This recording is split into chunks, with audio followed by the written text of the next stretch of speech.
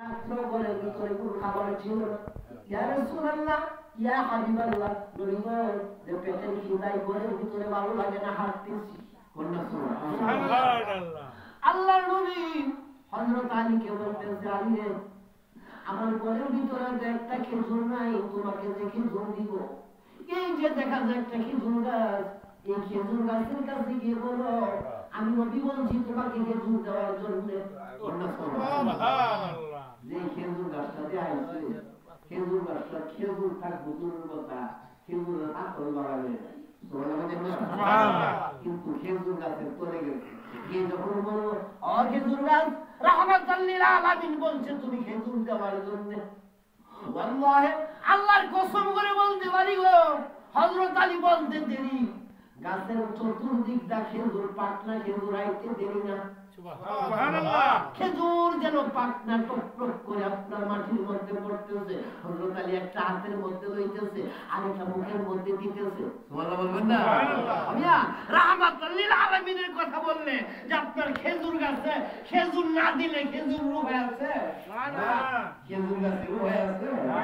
মানে বাবা আমার ভাইরা আমার, হযরত আলী খেজুর বাড়ির মধ্যে নিয়ে গেল, গিয়ে দেখে হযরত ফাতেমার শরীরের মধ্যে জ্বর আইছে। কি আইছে? তোমার শরীরটাতে আল্লাহ জ্বর আইছে, তাহলে কি তোমার কিছু খাইবার মন চা? বলে আমার তো মন চাইছে একটা ডালিম খাইতা। সুবহানাল্লাহ। আমার মন চাইছে একটা ডালিম খাইতা, ডালিম খাইতাম। তখন কি করলো যে আপনার ডালিম আনবার লেগে বাজারের মধ্যে গেছে, বাজারের মধ্যে গেছে, বাজার থেকে একটা ডালিম কিনা আইতাছে। এই মুহূর্তে ফেরেশতারা আপনার রাস্তার বয়ে থেকে ফেরেশতারা একজন একজনে কইতাছে, বলে নবীর সাহাবীরা বলো নবীর লেগে ভাগো। কন্যা সুবহানাল্লাহ।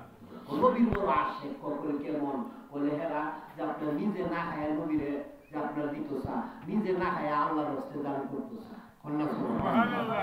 একজন ফেরেশতা কইতেছে কখন থাকলে হইবে, না থাকলে কেনা দে, কেউ না খায় কথা বলো থাকলে হইবে না থাকলে কেনা দে, না থাকলে কেনা দে। এক ফেরেশতা জোর করেছে নবীর সাহাবীরা দান করবার লেগে বড় পাগল, যে আপনার একজন একজনের সমাদর করতে বড় পাগল, নবীর জন্য তারা বড় পাগল। তো একজন সাহাবী কইতেছে থাকলে হইবে, না থাকলে কেনা দে। একজনে কইতেছে কখন না থাকলেও এরা যে কইজা সিরা হইলো দেয় কিছু।